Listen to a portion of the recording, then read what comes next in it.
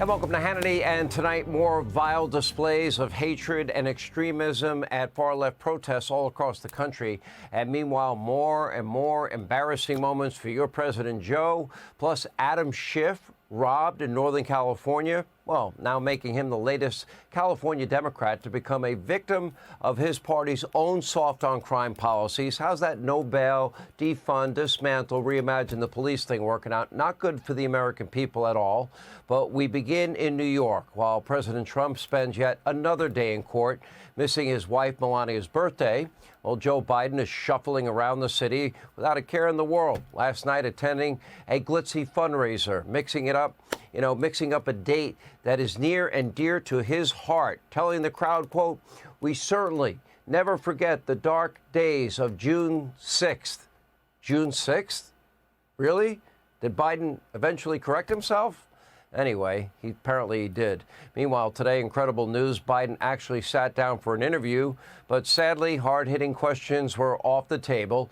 Biden joined former shock jock turned, well, he says it himself, proudly woke Democrat Howard Stern on his radio show, where Biden dusted off a lot of his favorite tall tales. We call them lies. Now, first, he bragged about his time as a civil rights icon and an arrest that actually never happened. Listen. He said, Joey, remember, true story. He said, remember when they were desegregating Linfield, the neighborhood? There was, 70 homes built at one suburbia. And I told you, and there was a black family moving in, and there was people who were down there protesting. I told you not to go down there, and you went down. Remember that?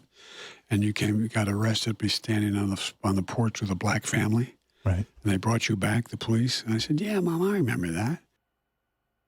Well, first of all, the story isn't true. Howard, are you really supporting this mumbling, bumbling, stumbling guy? But anyway, instead, here is the truth. As a young senator, Biden worked with his mentor and, of course, his friend, a segregationist, and palled around with racist and the former Klansman, Robert KKK Byrd. Why? Together, they wanted to stop the integration of public schools and busing, and he didn't want kids to go to schools, in his words, that they would grow up in a racial jungle. That's what Joe Biden said. That is the truth. But Joe didn't stop there in this interview. Listen to this bizarre story about all of the women, according to Biden, would hand him racy photographs. Take a listen. I got put in that 10 most eligible bachelor's list. Because you were a United States Senator, you were a catch. And so, and a lot of lovely women, but women would send very salacious pictures, and I'd just give them to the Secret Service. Now, again, that story is likely not true. You see, Biden didn't have Secret Service protection as a senator, and that's not all. At one point during the Stern interview, well, Joe Biden, he turned to violence, openly fantasizing about a physical confrontation with Donald Trump, which he's done in the past. Listen. For example, Trump makes fun of me. Right. He was the kind of guy in the neighborhood. I wish you could have gotten in the neighborhood, meet head to head. Wow, go head to head. Tough guy, Joe Biden. This guy has a hard enough time with the stairs of Air Force One. He can't use the big boy stairs. You see him going up the back ramp, the little boy stairs. So he might want to sit this fight out. Now, of course, he will have a chance to square off against Donald Trump head-to-head in a debate. But remember, tough guy Joe, he fell 3 times, once going up the big boy stairs. And then when he got up there, his spokespeople said, oh, it was very windy outside. I felt the wind myself. That's probably why Joe was tripping and falling all over himself. Well, anyway, there are typically 3 debates in any presidential election. I'm glad this came up on the show. And he told Howard Stern that he's happy to debate Trump. He just doesn't know when. Well, we'll believe it when we see it.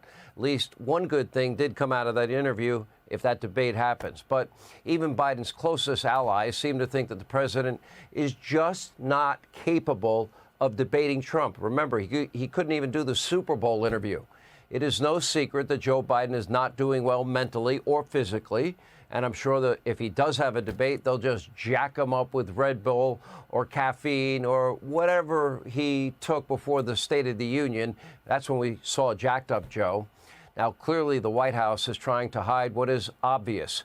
According to a report from Axios, Biden changed his walking routine from Marine One, quote, instead of walking across the South Lawn to and from Marine One by himself, he's now often surrounded by aides. They go on, quote, with aides walking between Biden and journalists' camera position outside the White House, the visual effect is to draw less attention to the 81-year-old's halting and stiff gait. Now, right on cue this afternoon, Biden was seen walking back from Marine One, surrounded by staffers who were trying to hide his every step. Our very own Jimmy Fela was on the scene today at the White House covering the upcoming White House Correspondents' Dinner. He'll weigh in straight ahead tonight. But just to keep track, Biden can't answer questions from reporters without his staffers telling him who to call on. He can't answer those questions without statements written down by staffers on giant note cards. He can't give a speech that wasn't written by a staffer and put into a giant teleprompter with massive font by his staffers. And by the way, even then it's a struggle. Remember this. Folks, imagine what we can do next. 4 more years. Pause. 4 more years. Pause. 4 more years. 4 more years. 4 more years. 4 more years. 4 more years. Are you ready? 4 more years. Pause. But then the White House transcript had inaudible for pause. They didn't want the truth to get out. Anyway, he can't even walk without the help from his trusty staff. Why even have a president if he's incapable of doing anything? Look at Gallup's numbers. Biden's approval rating now at a historic low, 38%. We showed you swing state numbers last night. Trump winning 6 out of 7. Now, it could go even lower in the case of Joe Biden if the disruptive anti-American, anti-Israel protests continue to disrupt colleges and cities nationwide, and he refuses to deal with it. At George Washington University, in our nation's capital, one so-called protester carrying a sign echoing Adolf Hitler's final solution. That's how Nazis referred to the Holocaust. And what does death to Israel and death to America mean anyway? And back in New York, a Columbia University protest leader now expressing regret after getting caught calling for the murder of Zionists. That means, oh, let's kill the Jews. Again, when people tell you who they are and what they plan to do, believe them. Hey, Sean Hannity here. Hey, click here to subscribe to Fox News YouTube page and catch our hottest interviews and most compelling analysis. You will not get it anywhere else.